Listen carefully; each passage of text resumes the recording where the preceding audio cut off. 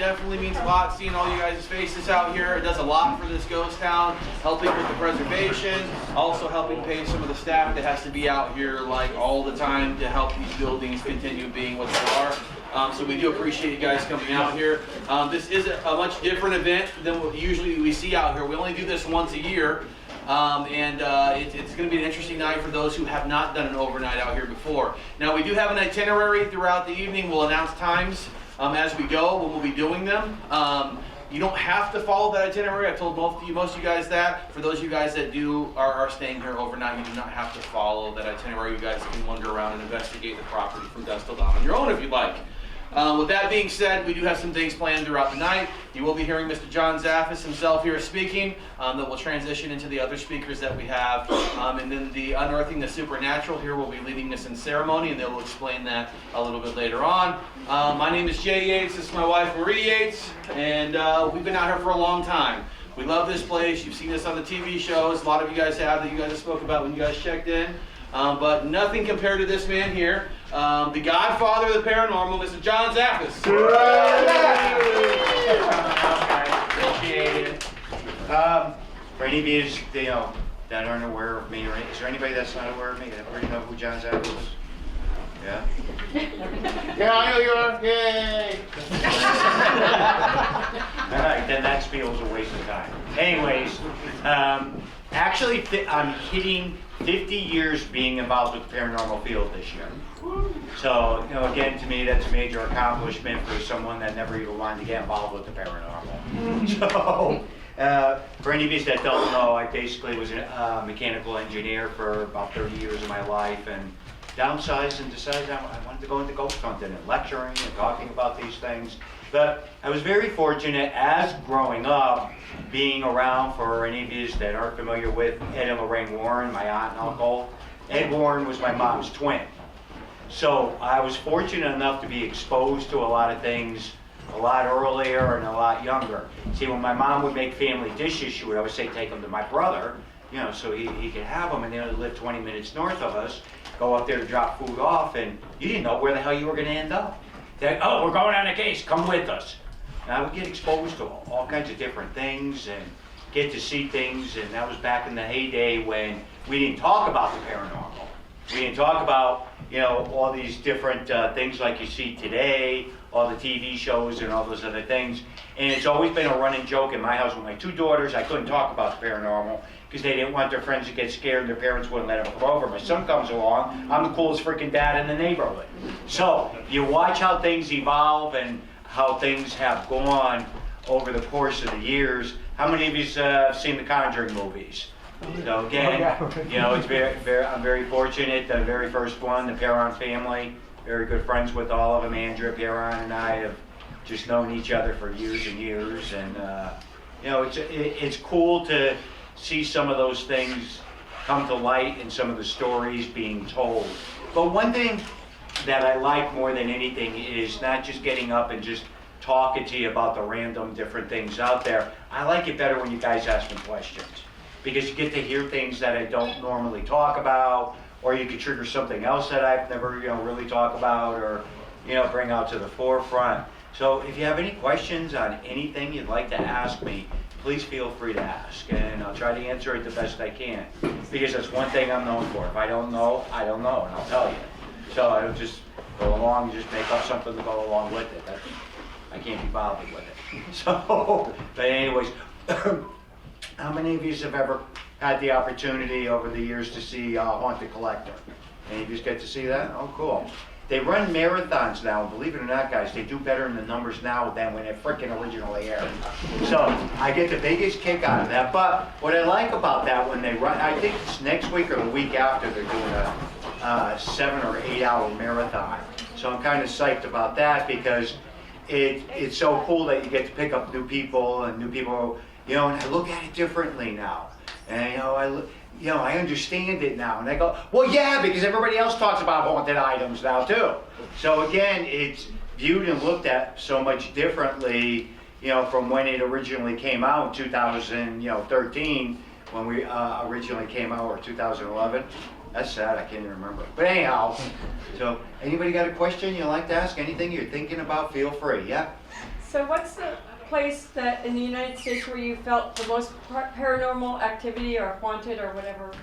It's always difficult because there's so many places I haven't been yet that, you know, are extremely haunted.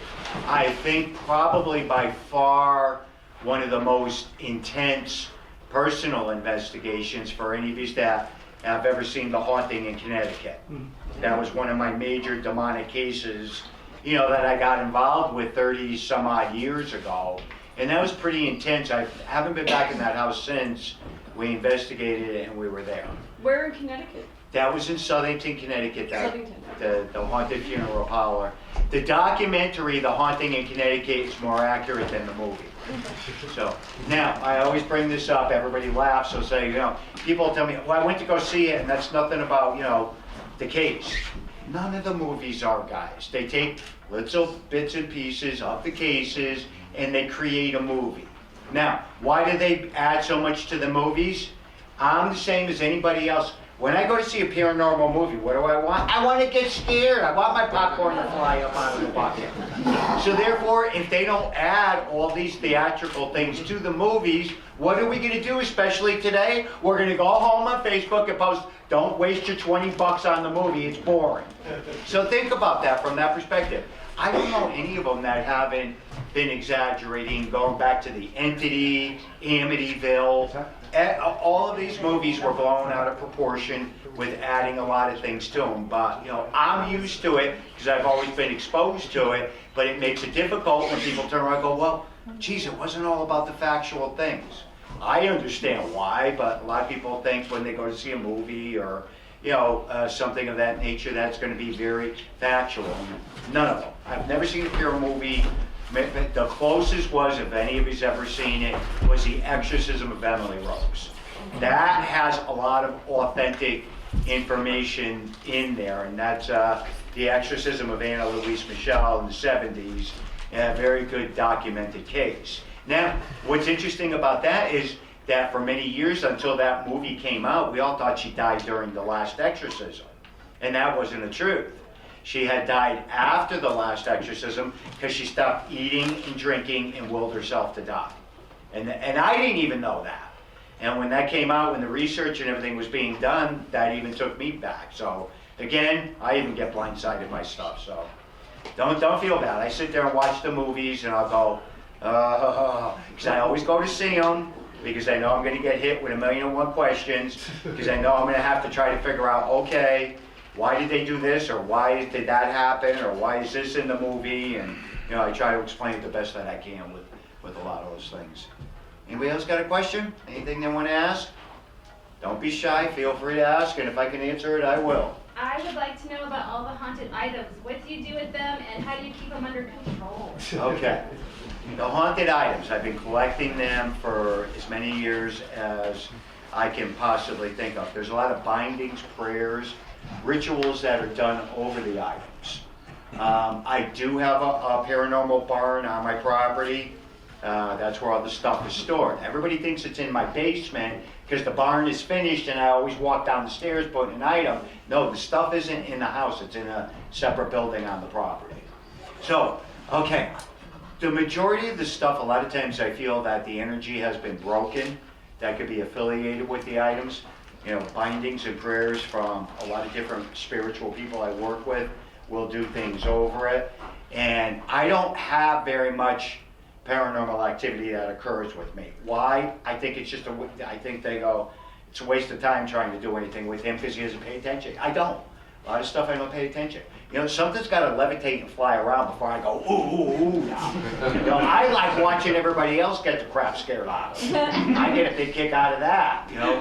Watching that when that occurs and that happens when people experience or witness something for the very first time.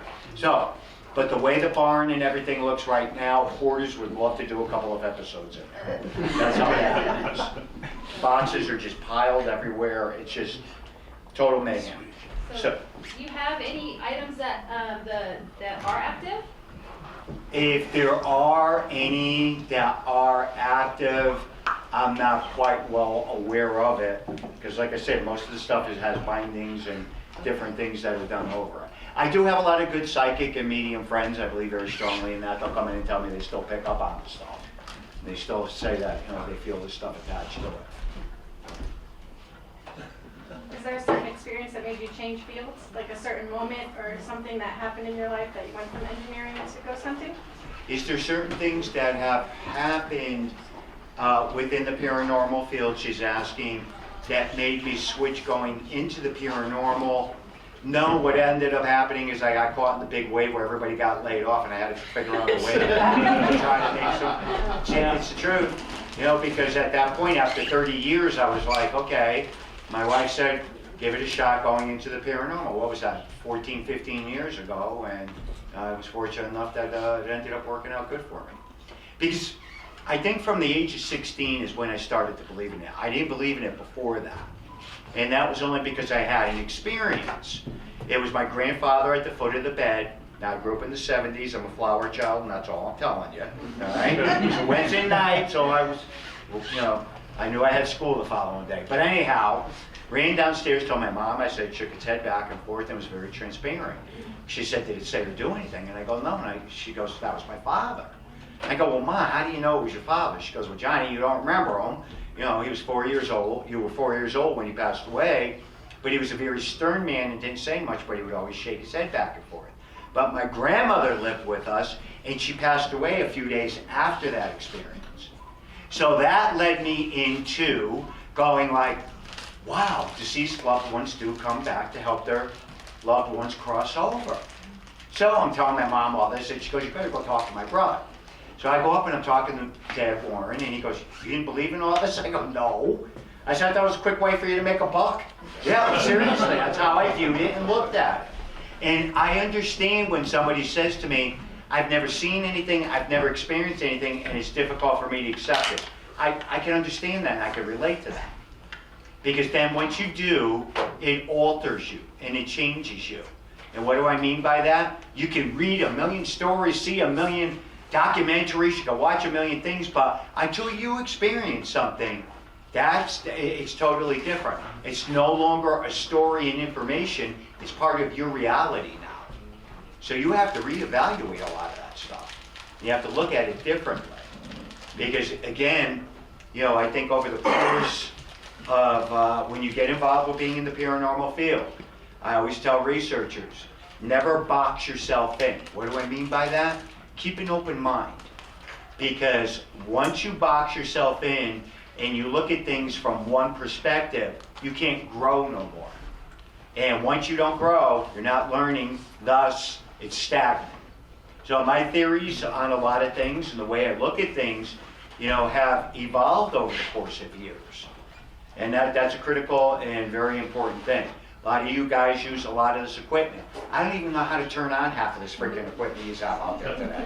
So it's, you know, mind-boggling, but it's important that you know, we keep forward and moving forward with all the equipment and, you know, documenting things. Why? Because that's going to help us in the future. Here's a good one for you. I love it when somebody calls me up, you know, it's a paranormal investigator or something. You know, we investigated this case, but we didn't get any scientific proof. I go, what scientific proof? And they go, what do you mean? And I go, did you get EVPs? Well, yeah. Did you get that? Yeah. I said, okay.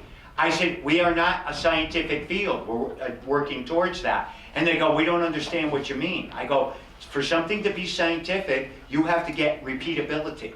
And if you don't have repeatability, and Casper won't do what you tell it to do, you don't have anything to back it, to be able to chart it, to be able to say, okay, now we look at it differently. And usually when I start talking about this, people look at me and they go, holy crap, I never thought about it that way till you just said it. And I go, well, that's where my engineering comes in handy. So, but anyhow, it still has to continue. We still have to keep pushing forward with all that, because someday we're going to be able to prove it out and chart it and get that curve, you know, that we all look for in the scientific community. So, anybody else got anything they want to ask? Yeah? Well, anybody else? I've asked mine. So, No? Nobody else got anything they want to ask? Go for it. Okay, then I'm asking. Go ahead, So, go for it. there seems to be a lot of paranormal shows on TV now, reality shows or whatever.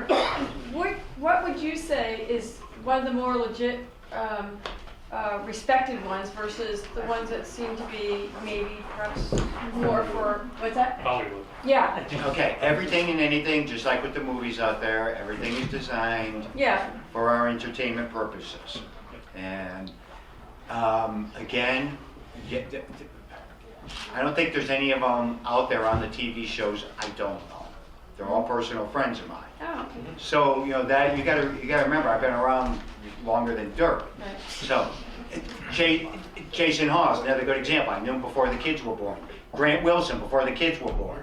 I worked with Zach. Zach's been at my museum. We filmed there a couple of times. Amy and Adam, Chip Coffee. I know all these guys before our TV shows, came out. So I view and look at things differently, probably, than most people. I would think if you're trying to understand or comprehend something, it's one of the most boring things if you just sat there and watched us doing a regular investigation. Seriously. Yeah. You can sit there for hours and not have anything happen. And again, it's, the nature of what we do. A lot of filming gets done, a lot of things get cut and pasted together. And that's the nature of it when it comes into the shows, the movies, or anything. So I'm telling you right now, you're sitting there, I don't care who's on the TV show, you're sitting there watching it, and as all they're playing is one EVP or one little ghost picture, you're going to do the same thing you'll do with a movie. Don't bother watching the series, it's boring. Exactly what's going to happen. Boom, then it disappears. So again, that's it's the entertainment field and the value that gets brought to it. So. Anybody else got anything they want to ask? Yeah. If you had one teaching or one lesson you'd like to give to people about the paranormal world, what would you give to them? The one thing that I always tell people when we get involved with this, you have to learn to separate your belief systems from what is happening. Okay, I'm Roman Catholic, but that's me. But I've studied every religion there possibly you could think of out there. I'm fascinated by all of them. And I'm intrigued by so many other things that are out there. So again, too, I don't know why, but I think it has a lot to do with the movies because people always say to me, well, you only see priests doing exorcism and everything. I go, yeah, because of the freaking movie The Exorcist and everything. That's why that happened. Again, in the Ouija board and everything, it all got brought to the forefront, and from that perspective, when you start delving into these things, I find the most incredible things working with people of all different faiths. Buddhist. My gosh, I've been at Buddhist ceremonies that, by the time they get done, you want to jump out of your skin. When I was talking earlier with some of the guys with Native American things, that I've been involved with and witnessed and experienced. Judaism. Again, a lot of the rites from Christianity came out of Judaism, and people don't even realize that. So again, exorcism and everything came out of Judaism. Now, all this stuff predates all that. And when we go back into pagan and Wiccan and, the Romans, the Greeks and all them, all the different ceremonies and different things that they've done. So it blows your mind, when you start moving into it and you study all that, because you got to take that wow moment and step back and realize so many different belief systems and different things that people do out there, that it's amazing. It really is to watch and to see and witness things. And I always look at it at the one most perspective thing is, what is the intent and the purpose of getting involved with anything? Most of the time you'll hear people say, I want to help people. Okay, that's good, that's fine. Then you watch to see what is happening, what are they doing? Because I can't tell you how many cases, even up to this date, that I've been involved with that'll never see the light of day. Families choose not to go public, or a business chooses not to go public, that's fine. What was my original intent and purpose? To go in and help you. Did I help you? Good. If I didn't, then I'll recommend somebody else You know, maybe somebody else needs to jump in to be able to help them out. And a lot of times those things just never come to light. And, you know, but when they do, it's that wahoo, you know, wahoo moment. You know, okay, they're talking about it, they want to do a TV show or they want to do something, I'll back them 100%. Yeah. So, but I think the most important thing is that people need to understand, and I'm very open and frank about this, I don't care what religion it is, all religions across the board are deteriorating.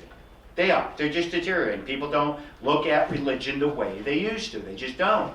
And again, keeping that open mind and studying and learning and understanding the craft of so many different people has intrigued me more than anything in the world. I get so wrapped up into all that. And I'm just fascinated by it. Now, do I catch hell, no pun intended, from, you know, a lot of my spirit clergy friends? Yeah. And they're going to go, yeah, because I'll go right back at people. You want to be confrontational, especially if it's a spiritual person. You know, again, a priest or a minister or something, you know, wants to confront me about all this. I'll sit down and just rip it apart, and then they'll just look at me and go, there's a no-win situation. And I go, no, it's not. I said, because if you can prove or disprove what you do behind the scenes, but you won't say it out front, I said, I got an issue with a lot of that. So again, you know, I could be a very controversial, stubborn old person. I was even like that when I was younger, so. But, you know, again, I don't have any qualms with sitting with spiritual people and speaking my mind. I just don't. I don't care who they are. I said, I'd love that. I'd love to sit down with the Pope. He probably would break out 20 minutes later and do an exorcism over me, I'm sure. But, you know, again, I would just be like, dude, tell me, come on, let's go to all those hidden archives and stuff. Come on, dude, let's go. And I know, because I've had priest friends do that to me. They'll get with me or anything, and they just start throwing their holy water on me, and I go, it's not going to work, so. Anybody else got a question on anything you want to ask? So I have a question on The Conjuring, because I watched something on it last night, or the night before, I can't remember. But I never watched the movie. And so when I was watching it, it was the family that bought the house after the family you said you're aware with, friends with, or know of. Okay, she's talking about the documentary. I have not seen it. I don't think it was a documentary. What were we watching? Kindred Spirits, I think we were watching. Okay, all right. It was an episode on Kindred Spirits? Yeah, okay. So then... yeah, they went back to the Conjuring house, the Perron farm. Right, but a paranormal, a family that studies paranormal bought the house. Okay, yes, and then that's they went and studied it. And then after that, sometime after that, it's now a visitor's place or something. And I can't help but wonder if the people who went and did the paranormal, purchased the house, they were paranormal people. And they had these people come in. Did they do it to have, for monetary purposes, to then have, I don't know if they own the house now and are selling it for tourists to come in, or if it's owned by somebody else. Okay, the Conjuring house is owned by Jen and Corey Heinzman. They had purchased it, I think, 2 or 3 years ago. The intent and purpose of it was to open it up to the public so that people can experience, just like what we're doing here, you know, to be able to experience things, to be able to have sleepovers there. They've been on several of the paranormal shows that I'm aware of.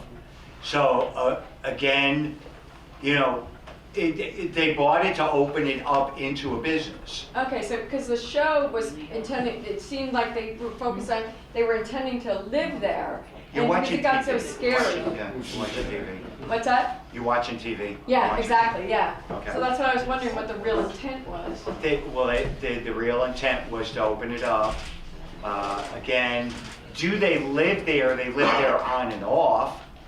So again, it's about the best way you can explain that for it. Yeah. Makes sense. Okay, thank But you. to open it up as a business like any of the other haunted attractions out there that we all want to go to, yeah, that's what they did.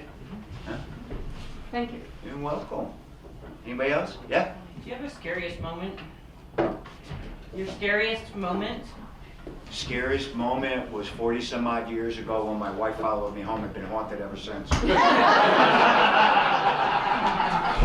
I I did that one time when she was with me. We're driving home and she was quiet in the car. And I go, well, what's the matter with you? And she turned and looked at me. She goes, you're an asshole. But there's many, it's hard because there's many, in the earlier years where I took that step back. That's another thing I always try to tell people, take that step back and look at what you are doing. If you're living the paranormal 24/7, there's something wrong. You need a life, you need to have friends, you need family. There's other things besides hauntings and ghosts and all these other things. And I've always my uncle always told me you had to learn to separate. He says you have to have a normal life. He said do not ever let the supernatural totally consume you because it will destroy you. And I agree with that because I watch what it does to people that, live this 24/7, everything is paranormal, blah, blah, blah, blah. And I can do that. People laugh at me and they go, how do you do that? I go, I don't know, I've always done that. When I'm out in my office, it's work. When I'm back in the house, it's family. And I've been able to do that. And a lot of people tell me too, they go, John, I can't, and it's a difficult thing. So I go, well, I think it's scary to watch and see some of it. And a lot of times, if somebody's good friends enough with me, or I'll say something to them, I don't want to offend anybody. I'm not trying to discourage people, but I always try to tell people you need a balance. You have to have a normal life, or whatever that is these days. None of us know anymore. But you need some type of things that are totally separate from being involved with the supernatural. I think it's just like anything. And the best analogy that I ever came up with is comparing it to being a doctor or a nurse. Think about that. How many times you'll hear doctors and nurses say, once they leave the job, they shut it off. We do. Yeah? You have to, or it'll drive you crazy. So it's the same thing with the paranormal, I feel. You have to have that on and off switch. I mean, granted, a lot of times you can't control everything, but, again, it's just the way I view it and the way I look at it. I can totally walk away from it. People say, John, has there ever been points in time where you've totally walked away from the paranormal? Absolutely. And there might be times in the future when I do it too. Again, I remember the point in time because my mom and dad had lived with us and, and they were very sick and everything. I shut everything paranormal down. That was it. It was what it was and did what I needed to do and had other things taken care of. If I feel there's situations where I'm involved with things, because people say, well, if you do all these cases, how come we don't hear about it? I deal with so many different people, different, priests, ministers, people on the telephone, through the internet that I get involved with some of these different things, If the running thing was with my wife, because she was still working, and I was already out chasing Casper around all over the place, right? And she would often say to me, what the hell do you do all day long? I go, I work! And she'd go, when she retired and, and was home and everything, she goes, it just blows my mind. She said, I never realized how wrapped up you get in with the telephone or getting involved with, somebody with the email or doing something. She said, that blew my mind. She said, I said, well, what did you think I was doing? Sitting out here watching freaking porn all day? And it's hysterical, but, it's just the fact of it with it and, the way, it just cracked me up that, she finally realized being home what I do and what I don't do and what I get involved with. So, but you have to do that. And I always tell people, please take that step back. You're not feeling good. There's things wrong at home. If there's any types of issues, please put the paranormal on the back burner because this stuff can and will destroy people. It psychologically could do a lot of damage on you. Again, it's just the nature of it. Like with anything else, you need to recognize it and realize you need to take that step back. Anybody else got anything they want to ask? Yeah. I do. Okay. So I've watched like every show out there, and there seems to be this group of some kind of entity that's been around for millions of years, thousands of years, hundreds of years. Mm-hmm. Yet the hauntings that are on TV seem to be more contemporary. They have to be. Or, so how, are there old hauntings? Okay. I'm going to rephrase it. Okay. Okay? She's asking about when watching the TV shows and everything, they're all based more in modern times.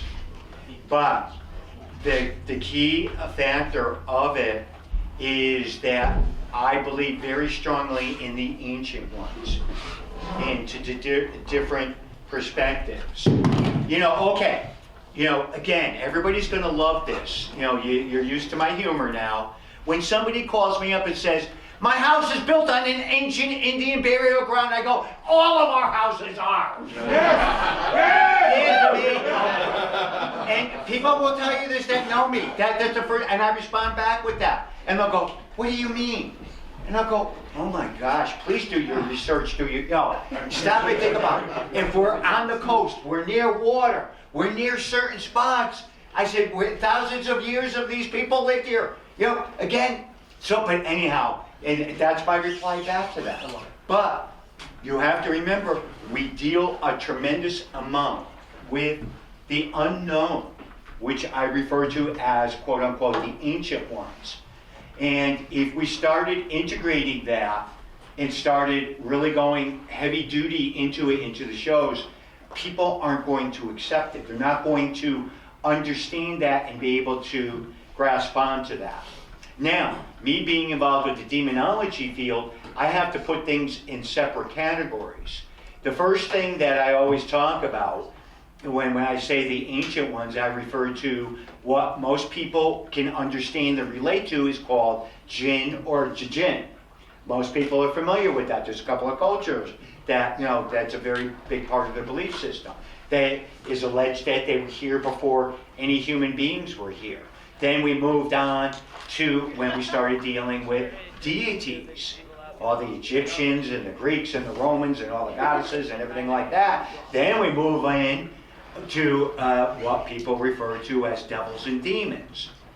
So therefore, we took all that, wrapped it up into a whole bunch of different things, and today's society looks at it, when something's going on, I have Satan coming up through my floorboards, and 9 out of 10 times it's not Satan.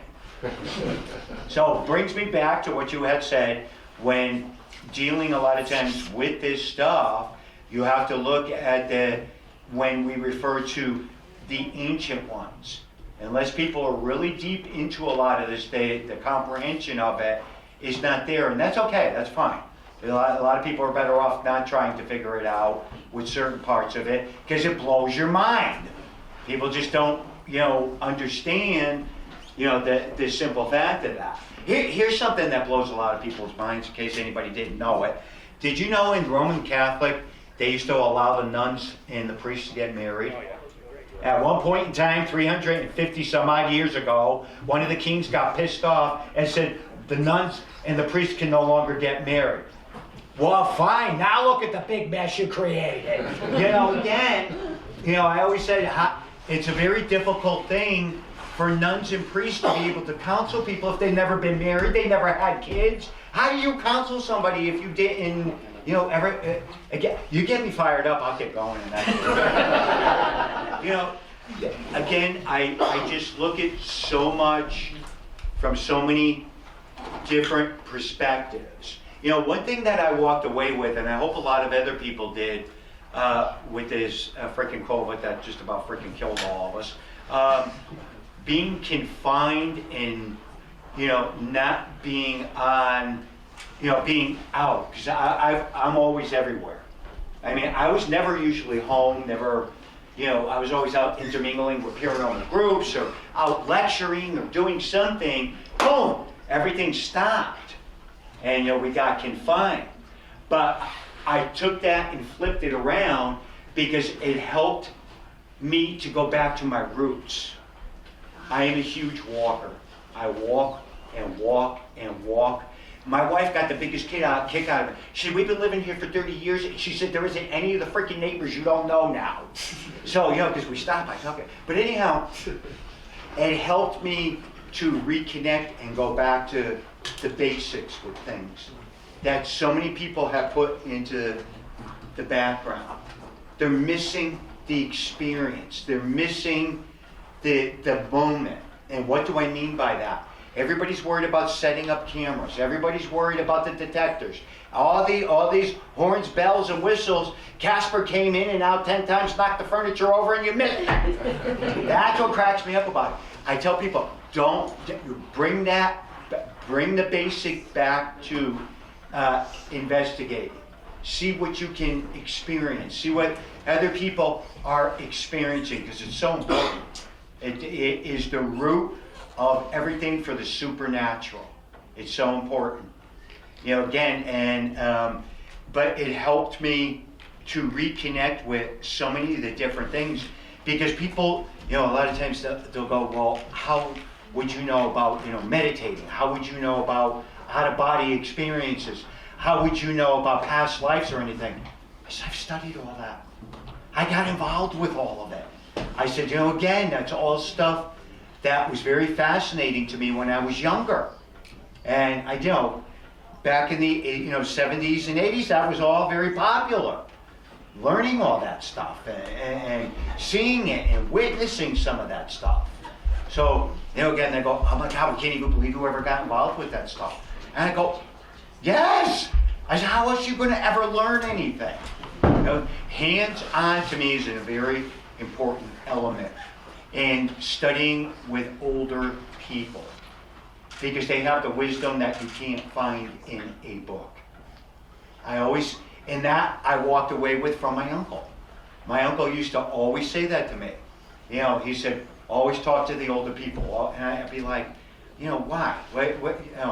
But you would learn in here, and then I started tuning into that. Sitting down, talking to that old rabbi, talking to that old priest, talking to that old shaman, and taking that information in that they don't always share and they don't want to put in writing or put on TV. It's a beautiful, beautiful, beautiful, beautiful experiences. Beautiful. And people laugh at me and they'll pick on me a lot of times too. And I go, well, to be perfectly honest with you, I think I have more witch friends than I do anything else. And again, they'll go, witches and everything like that. And I go, yeah. I go, what do you think they're out there doing? It just cracks me up the view, because people don't understand the basics of a lot of different things. And, not every witch is out there boiling a baby in their cauldron. No, that's not what they do. So, again, it's a beautiful thing to be able to connect with these people and have these friendships, because they get deep-rooted.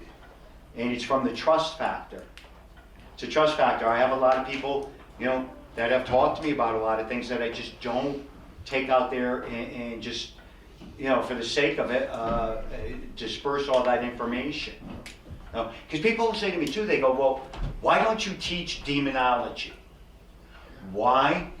For the simple fact, a lot of that information from the different perspectives and belief systems was created to be able to help people, not to extort from anything.